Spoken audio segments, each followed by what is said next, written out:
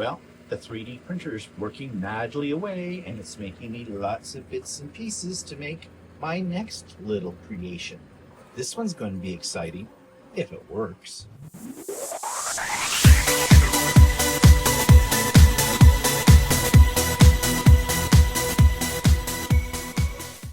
Good morning, everybody. It's Stephen here for the Idiot Quilter, and welcome to my weekly vlog. It is vlog number 439 on January the 12th, 2026. Yep, we're into January, moving to the middle of it. Things are going by very, very quickly. I need a little cup of coffee here. Clear my throat. And here we go. Okay. Sneak peek at what I've been working on. These are things I've worked on in the last week. I'll be talking a little bit more about them in detail tomorrow on the Idiot Quilter, but just so you know what's coming up, this is my Quilt of Valor that I am designing around that beautiful panel. And yeah, it's tricky when you try to design something, but I have some plans for this design, and this is by no means even near to the finished product because there's going to be more pieces on the outside of this as well. But right now I'm concentrating on making sure that I have all my measurements correct for the panel part. And I completed a UFO over the last week. Last week I caught up on all my UFOs in terms of quilting them on Lucy. And this I bound yesterday. I have 4 more pieces to bind. This was the smallest one because it's a table runner, and I'll talk about it and my choices for quilting design in that tomorrow on the Idiot Quilter. So be sure to tune in then for that if you'd like to know more details about these things. Okay, so let's jump right into what we're going to talk about this week on the YouTube channel of the week. I don't know about you, but it seems to me appliances, well, I'm sure it's to you as well, because I hear everybody talk about these rented lips these days, about how appliances just don't last like they used to. You know, my parents had a refrigerator that they bought in 1957, same year I was born, and that refrigerator, although they had replaced it with newer models, but they kept the original one as a, beer fridge, pop fridge, whatever, down in our basement. And that fridge finally gave up the ghost about in the late 90s. Yeah, they had that fridge for almost 50 years. I don't think anybody owns a fridge now, if they bought it in the last 20 years, that would last that long. Our fridge upstairs actually has lasted almost 20 years. Knock wood. I'm waiting for the bad news any day. And the problem is buying a new appliance. I mean, these new appliances have every buzzer and bell on them going, and that's part of the problem. That there's just so many things that can go wrong now with a new appliance, whether it's a fridge, a washer, a dryer, a dishwasher, a blender, whatever out there. Well, this particular YouTube clip answers the question, why are new appliances so bad? I found this very informative. So here's my review of that video. This week's YouTube clip is all about appliances. And we've all been buying new appliances every so often, and they just don't seem to last like they used to. And we blame it upon the way that manufacturers create these new appliances. We blame it on the fact that they're probably trying to rip us off by using cheaper materials in them, building in like built-in obsolescence, all that kind of stuff. Well, on this particular video clip, talking about why are new appliances so bad, a professional repair person in the industry talks about all the factors that go into creating lousy appliances. Yeah, and it's not what you may think. There is much more to this than just simply that we're being gouged by manufacturers of these appliances who are creating cheap products that are going to break down and don't want to repair them. There's a lot more to it than just that. I found this particular video very, very informative, and you may too, especially if you have an appliance that's on its last legs and you're going out and dreading going out to buy a new one. So you'll want to check out why are new appliances so bad. You will find the link for that YouTube clip in the show notes below. You're also going to find a link for Sewing with Stephen, always on Wednesdays, 9 a.m. Eastern Time start, finish at 4 p.m. Eastern. Come and go as you please, work on whatever, enjoy the company of other same-minded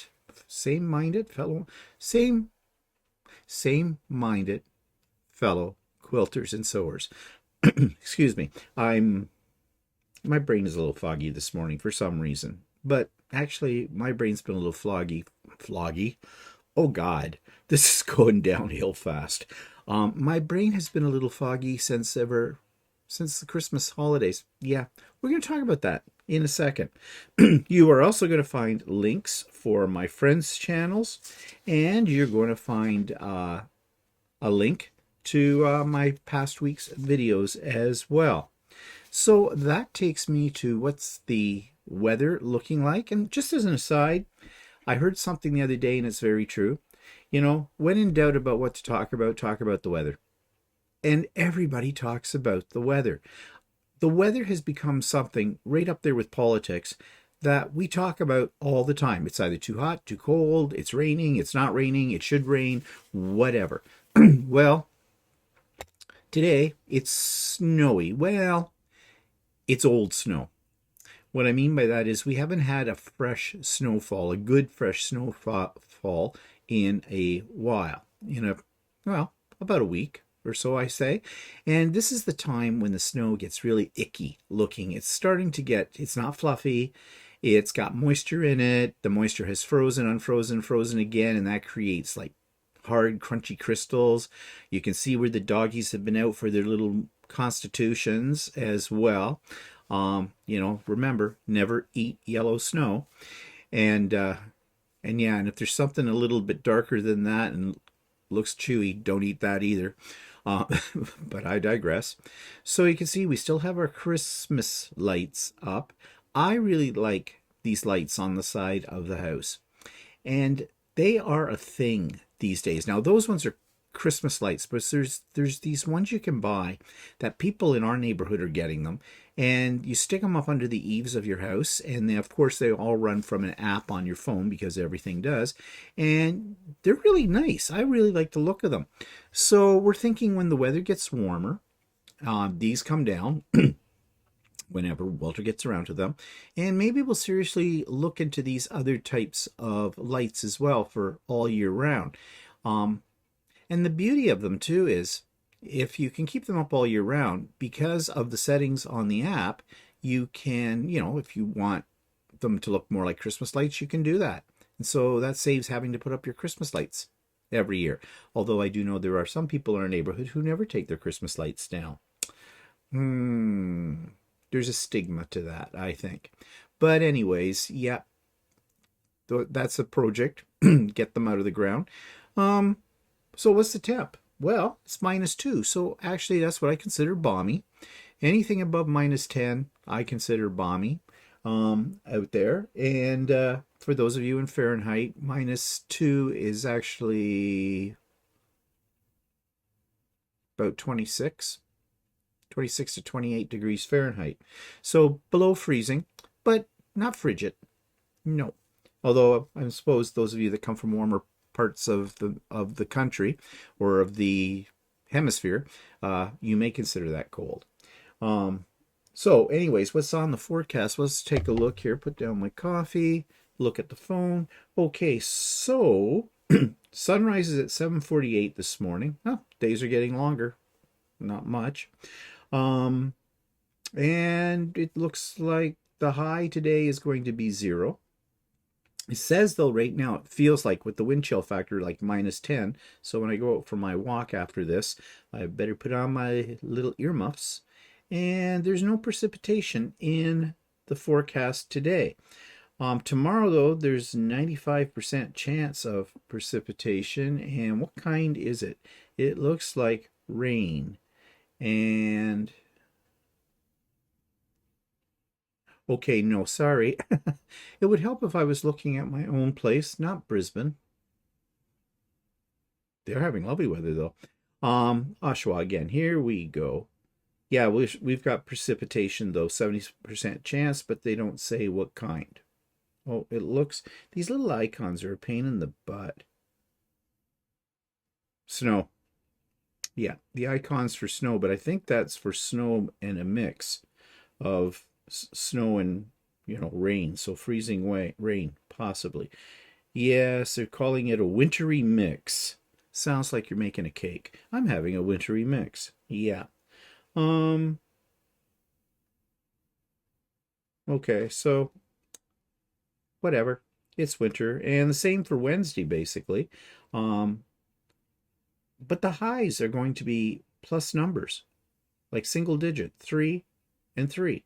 But then we plummet on Thursday with more anticipation of precipitation of a -8. And then we go to -3 on Friday. Saturday is going to be 1. Sunday's going to be -7. So we're all over the place. Just bouncing. So, yeah. I think I understand why weathermen can't give you an accurate reading on the weather because who knows? It bounces all over the place. So let's just say it's winter. That pretty much sums it up. Okay. Back here. So let's have some more coffee because my throat is a little iffy today. All right. So let's talk about what's pissing me off this week. Well, you saw in the title, it says I hate January. Why? January blues. And I am feeling it this year. I really am. And if you saw So Chatty on, was it So Chatty? No, we did it on Stephen and Walter Live. We did January blues. Okay. And the most depressing day supposed to be of the year is supposed to be, and why they picked this date, I have no idea. January the 19th. Monday, January 19th, Blue Monday.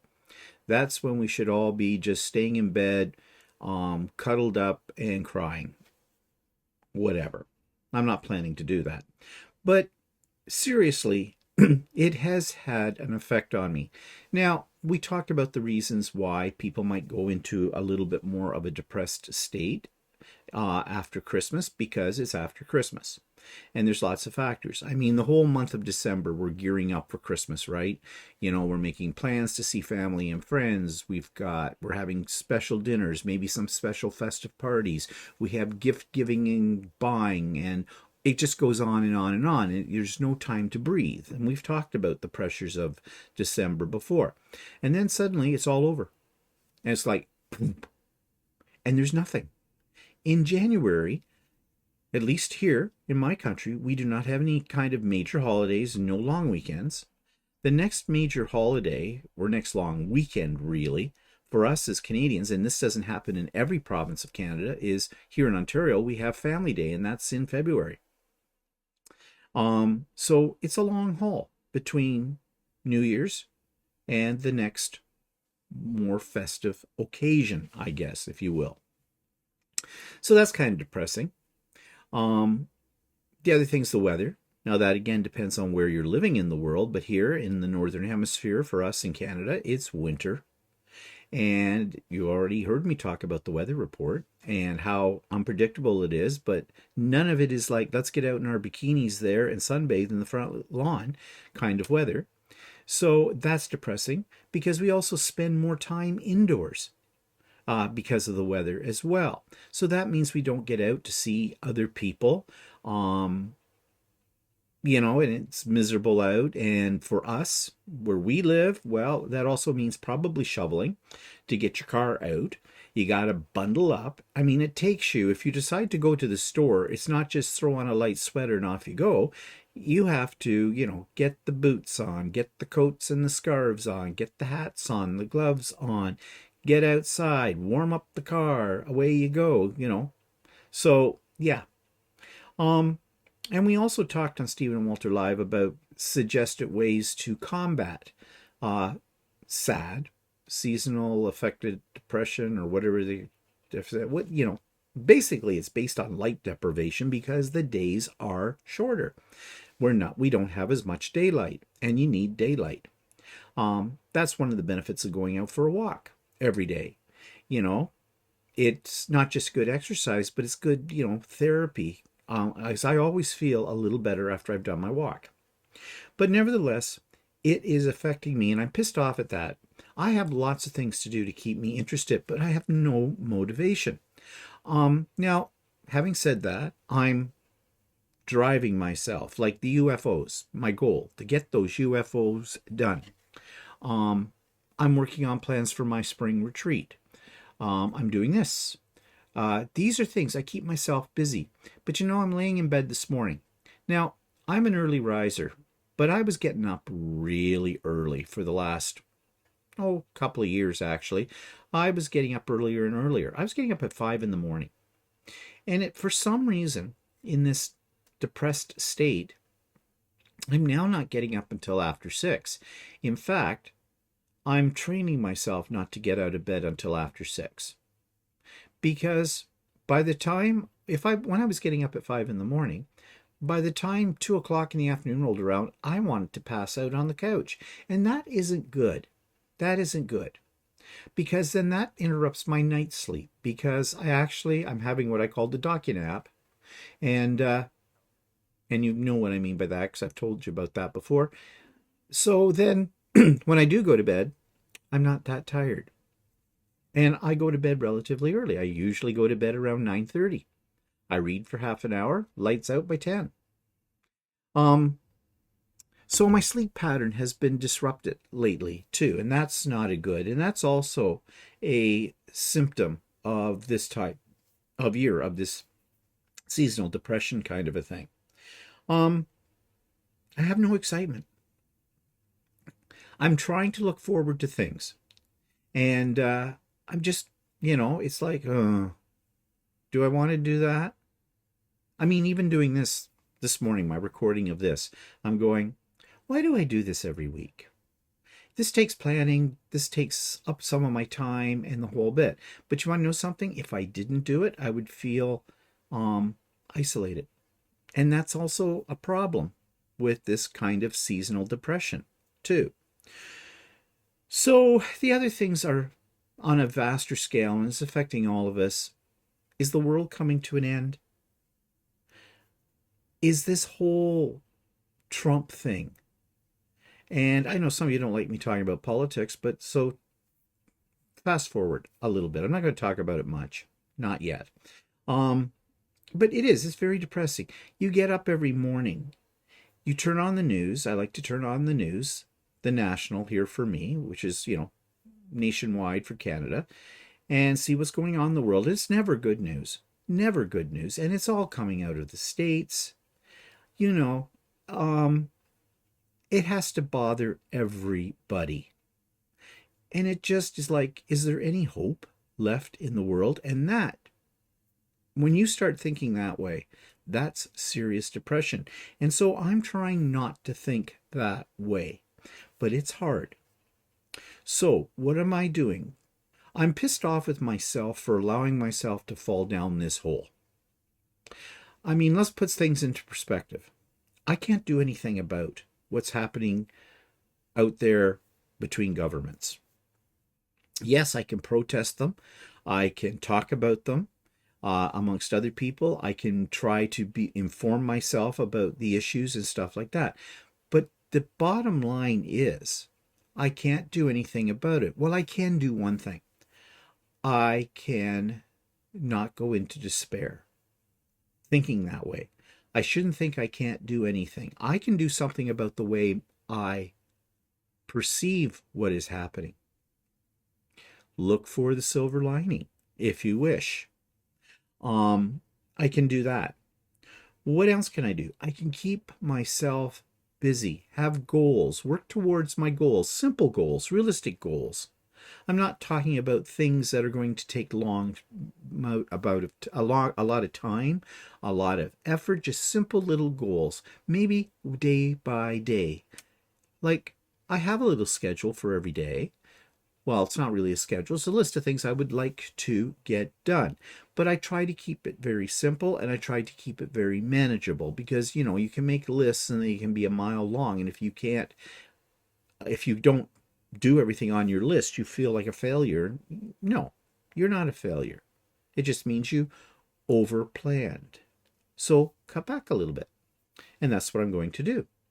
I'm going to stop putting deadlines on myself for everything.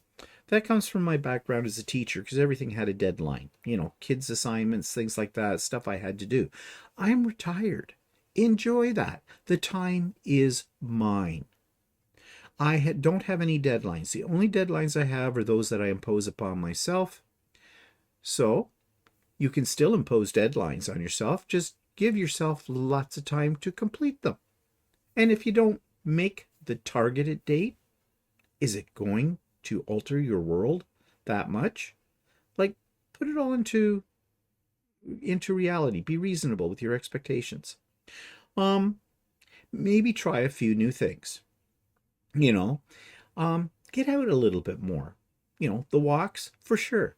But what about an impromptu little let's go to lunch kind of thing in the middle of the week? Doesn't have to be a special occasion. Just go. Enjoy. What about going off and investigating something in your own area that you've never been to before, haven't been in a long time? Like on the weekend, we went to the Oshawa Flea Market. That was a mistake. But we went. Why? Because I said to Walter, I need to get out. We weren't out for more than an hour, but it was enough. It was like, okay, I'm ready to go home now and get on with my day. So it's little things like that that can get you through this depressing month of January. And the other thing too is you can look ahead. There probably are things in your life that are going to be happening. So anticipate the joy you're going to get from those. Look ahead. Build that excitement back up that these are things that you have to look forward to. So that's what I'm going to do. What would really piss me off, though, is if after I've told you all these things that I'm going to do, if I didn't do them. I would only have myself to blame. I would be pissed off with myself. So let's get through the blue January and hope that, this is only a temporary thing. It's seasonal. It's not the end of the world. Good times are on the horizon, at whatever level. Okay, so one thing that does bring me joy, as you know, and I like to share this every week, are the grow lights. And so here you go. This is grow light number 1.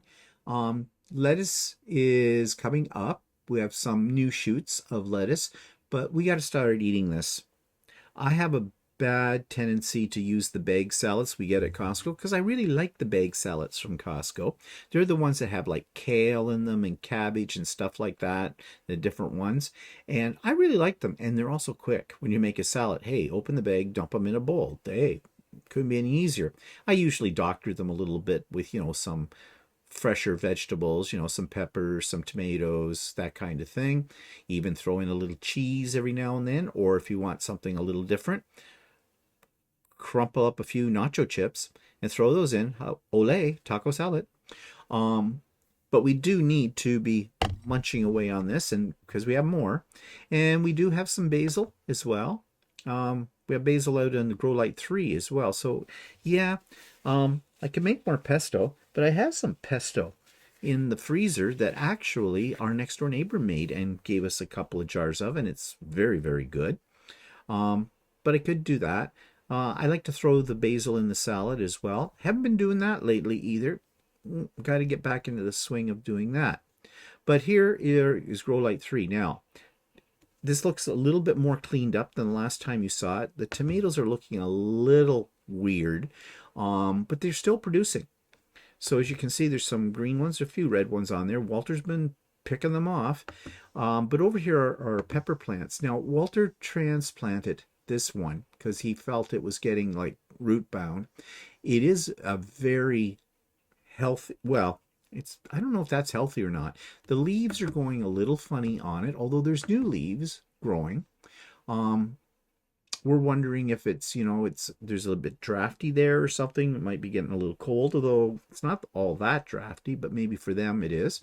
You can see this one's got a pepper on it that's going to red from green. So he needed a bigger pot, so I made him one on the 3D printer. and we'll see what happens with that. Um, I think, yeah, this is a new pepper plant he's growing here. I think that's a pepper plant. Might be tomato. No, I think it's pepper. It's a pepper one. So he's started some more from seeds. Um, so yeah, and we like the peppers, but they do take a while to grow. Too, even outdoors they take a long time to grow. So yeah, this will be a while before we're going to get any more peppers off of here. So that means we're forced to buy peppers, and at what peppers cost, yeah, not cheap. But things are doing very nicely in our grow lights. Okay, so I mentioned the fact that I had bought uh, a new print. Get on track here, okay? I bought a new AMS for my printers. So now I have one, two, three. I have 5 AMSs. They're the things that change the colors automatically in my 3D printers. I love them. But I wanted to, I have one printer that has 2 AMSs on it to start with, and so that means 8 colors. And I wanted one of my other printers to have the same, because it makes life a little easier and more interesting, and more efficient when you have to change colors. So I have that all set up, and I think I have a picture here I can show you. So this is what it looks like. And you can see I have one of the AMSs, the original one. My very first AMS is on top of my printer, and then off to the left side is the new AMS. This is working out really nicely, but I'm telling you, getting this from Bamboo was no small feat. They sent it to me in 3 different shipments. I got the main AMS unit, the big one to the left, in the first shipment. Then a few days later, I got the connecting parts. Well, they gave me all the connecting parts with the exception of the main connecting part, which is called a hub, which attaches to the back of the printer so that you can run multiple AMSs. So I had to wait for that. So overall, it took about 7-8 days before I had all the parts here so I could hook this all up. But now it has, and they're all hooked up, and I'm really happy with my setup right now. So that was a bit of an investment, but it's worth it. And so you saw the flower pot I made for Walter, very simple print, but I'm always looking for interesting prints to make. So I thought, I was in the bathroom. That's where most people do their thinking, I find. And I was thinking, I could use another, like an extra toilet paper roll holder. But I want something cute, something fun. So I was just randomly looking through things on Maker World, which is where I get most of my files, and I saw this guy. He's a snail, and his little back where his shell would be is where you put the toilet paper roll. And I think he's kind of cute. Walter thought he was kind of cute too, and for his bathroom, he wanted one as well. So I made him one. And we sort of showed you that on Stephen and Walter Live yesterday. When you make 3D prints like this, you often learn something too. And I learned about using what's called support material. I got a half roll of this stuff. It came with the first printer when I got it. And I didn't really know what to do with it. Now, I know it's supposed to make, if you have complicated supports for some of your files that you have to take off afterwards, sometimes the supports are very difficult to get off. But this is a material that will give support, but is supposed to be very easy to remove. And this snail had a couple of spots that needed supports, and they were a bit of a bitch to get off.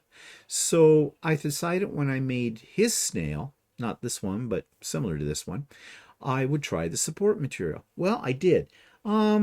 Verdict is still out whether or not it made my life that much easier. In some ways, yes, it did. I think the settings I had were complicated the problem a little bit, but I will try that again on some other prints because, hey, there's nothing worse than you trying to remove support from something you've made and you break the thing you made. Ask me how I know. Yeah. So anyways, that's kind of a cute little thing. And then something else. Well, I showed this last week, I believe. Here we go. I didn't show this particular one though, but these are called QForges. And basically, it's a program that will take something you scan into your computer and make it into a sort of a relief. It's raised and you pick colors for it. So I did that with a couple of things. And I showed those last week. Well, I had this card that came from one of my subscribers, and I liked the card, and I thought, well, let's see what happened if I made it into a QForge. Well, there's the result. Now, of course, you're limited in colors. You're not going to get all the colors that you have in the card, although with the program you could. I put this through the very basic part of the program, and that's what it came up with. I just wanted to see what it would do. Do I have a purpose for these? Not really.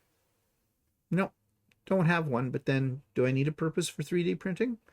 You've seen some of the things I've made. Many of them are not practical. But that's okay. It's a toy. It's fun. As you've heard me say before, it's a toy for big boys. Anyways, I'm still experimenting with that program, and I'm just like playing with it, seeing what I can do. So stay tuned. There may be other creations that use QForge as well. Okay. So that takes me to, what's it taking me to? Oh yeah, old video clips from Stephen and Walter Live, way back in the beginning days of Stephen and Walter Live. And this is about the unfortunate iPhone incident. Big event of the week. I can't remember if I mentioned it on this week's vlog or not. I think I did, but anyways. Yeah, I think you did. Yeah. Anyways, if you didn't see my vlog this week. So, we're now the proud owners of brand new iPhone 10s. Why, you may ask? Well, we found out something, or I found out something. We had iPhone 6s, and I got stuff on my jeans, and I went, oh crap, I spilled stuff all over them doing something or other, and I decided to put them in the washing machine immediately. Very quickly. I took them off, in the washing machine you go. Forgot that I had something in my pocket. Now, I didn't realize this until I took the stuff out of the washing machine, and I heard clunk, clunk when I'm pulling it close. I went, what's that? And I pulled out these little plastic reading glasses that are meant, they fit over your nose, and you put them on the back of your cell phone, so you always have them, so if you got to read a menu in a restaurant or something, you have these things with you. And I found them in there. And that was making the clunk clunk, and I'm going, well, how the heck did these things get... I know how they got in there. Oh my God, my phone was in my pocket. So I dived into my pants pocket, my wet jeans that had just been washed, and pulled out my phone. And of course, it wouldn't come on. So I thought, oh, I'm screwed. So I took it, and I had read that people have dropped them in toilets and in swimming pools and things. If you put it in a bowl of uncooked rice and leave it in there for about 12 or 24 hours, it dries all the moisture out, and it may work. So I thought, well, let's give it a shot. So it sat in a bowl of rice for 24 hours. It did sort of dry out. When I turned it on, it still wouldn't come on, but I figured the charge was gone in it, so I plugged it in, and it took the charge. It was charging up, and actually everything on the phone worked, except the screen went cloudy. Actually, you could still see things. You could still use it. It still worked, but it was all kind of cloudy on the screen. So Walter's been dying to get a new cell. I've been debating about getting one, but the cost. Oh, you've wanted one so bad you could taste it. Oh, cost of that was putting me off. So I bet. I mean, if he was going to get a new iPhone, I was going to. Yeah, I still suspect there was some. Oh yeah. I think he had this all planned. He knew he was going to do this. But anyway, so we ordered new phones. Picked them up we ordered them on Christmas Day. Picked them up on Boxing Day in a place about 45 minutes away from us. They have an Apple store there, and they sent them there. And so we're now the proud owners of iPhone 10s. However, expensive little toys. We got the phone and we have ones that are unlocked. We don't We, have. we bought them directly from Apple, so we paid full price. We paid full price. Direct. We bought new cases for them, and we bought Apple Care, which is basically insurance on them. If you like drop it from the top of the Empire State Building or something like that, you get it replaced.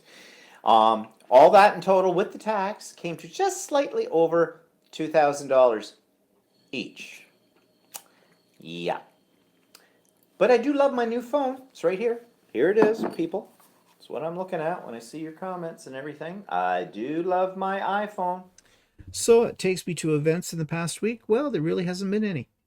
Nothing significant. I did mention that we went to the Oshawa Flea Market on Saturday just for something to do. Now, flea markets, I think, are kind of passe anymore. They were all very, very popular many years ago when here in Canada we did not have Sunday shopping. So flea markets were open on Sundays, so people went to them. Also, you didn't have the big box stores like we have today.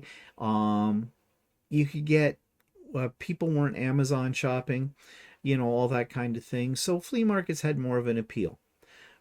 But they've kind of dwindled, at least in our area.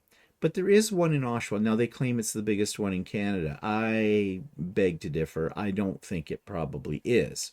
Although, maybe it's the only one that exists. I don't think that either. Anyways, we went in. Ooh, well, we didn't spend a lot of time there. Oh yeah, there was an incredible selection of garbage. And I mean garbage. In some cases, it looked like somebody opened up a garbage bag and just dumped it out on a table. Here you go, wallow through my pile of garbage. Clientele were somewhat sketchy as well. That was there. But there were a lot of people there. Parking was actually, and it's a big parking lot, was a bit of a trick. But anyways, it was something to do. Yeah. Yes, I could have gone to a quilt store and bought fabric, but I don't need any fabric. I don't need anything, really. Anything I need, I buy online. So, yeah. But it was an outing. And like earlier when I was talking about depression, getting out helps. Even if it's for, just an hour or something and you're just wandering about and looking at things with no intention of, something specific you want to buy. So we did that. And yeah, slow week. Nothing more to say about it. I mean, I did things around here, of course. I always have projects. But yeah, we didn't go anywhere or do anything. Now, come this weekend, we are. I'm Walter's sewing group, which I guess is my sewing group now too, because I've been going on a regular basis. We have a session this coming Saturday. So we'll be off to that. And that's always fun. I enjoy the company of those people. They're a fun crowd. And there's not many of us. So like half a dozen. So yeah, it's small, but it's not quantity, it's quality, right? And what else is coming up? Well, I think we mentioned on Stephen Walters Live that in another couple of weeks it'll be Walter's birthday, and we have decided to have a little mini vacation. We're going into Toronto and going to spend 2 nights in Toronto. I'm taking him out for dinner.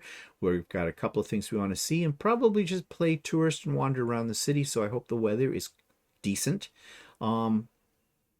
That when we go, because we'll be out on the streets, kind of speaking, kind of, yeah, you know what I mean. I told you my brain is foggy today. It's January blues and January fog.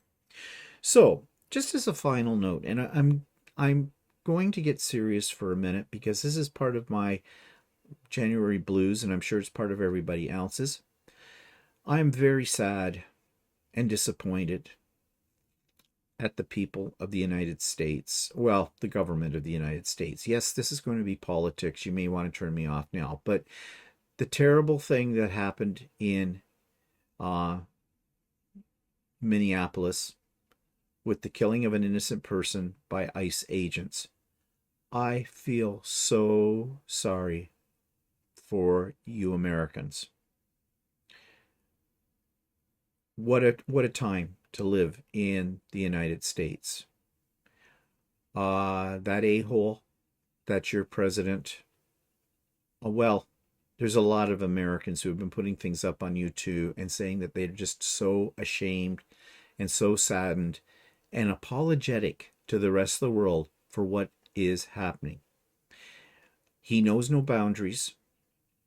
He's got his sights set on Greenland. What did Greenland ever do to him? He's talking about it being strategic. It's already strategic through NATO. He just wants to rape and pillage Greenland for its minerals. And of course, that's right next door to us Canadians, and he keeps threatening us as well. The man knows no boundaries. He's killing Americans. He's killing non-Americans. All for the sake of his ego. You have to do something, Americans. You are. The protests, and keep that up. Make the rest of the world realize, although I think most people in the world realize, that it is not you, the American people. It is that a-hole and his administration. The worst president ever in history. He wants to be in the history books. He will be in the history books, but it's not going to be because he did anything good. It's going to be for all the exact opposite reasons. And my heart goes out to you. But also, I'm worried and scared. And many of us are here in Canada, because he keeps threatening us. We feel for the Greenlandians because, yeah, there's only about 50,000 of them, which is a small city, town, really, in population. And he's just going to come in like a bully. He's worse than a bully. I hate to say it because I'm not that religious a person, but he's the Antichrist. There's no two ways about it. And feel so bad for Americans having to live with this. And I feel sorry for the rest of the world. And that includes me in the world and the people I know. He is a threat. He is a definite threat. He needs to be removed. The problem is, how do you get rid of a dictator? But there may be a glimmer of hope. And that's what the Americans call, I think, the primaries or the midterms. I think they're the midterms, where there's a possibility that power could be wrenched out of the hands of the Republican Party and the Democrats could rise to the top.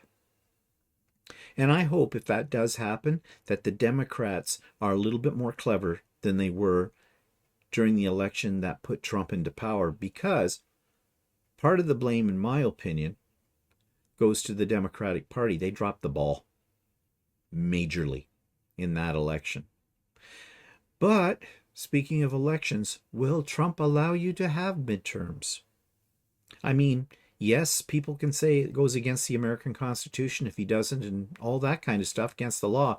But when has he obeyed the law? So we're all sitting on pins and needles, waiting to see what happens next. Every day it's something else from him. And as I said, I'm really, right now, that is contributing to a sense of depression and fear across the world. And, well, let's hope. Let's hope for the best. That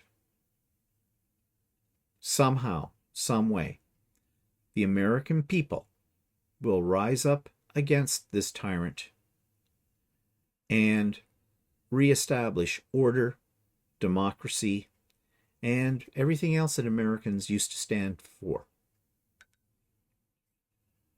Yeah, so sorry to end today's vlog on that kind of note, but I really felt the need to say that. And I don't know, I can't speak for all Canadians, but I think I can, because most of us here in Canada really feel the American people's pain. And as I've said before, we do not hate Americans.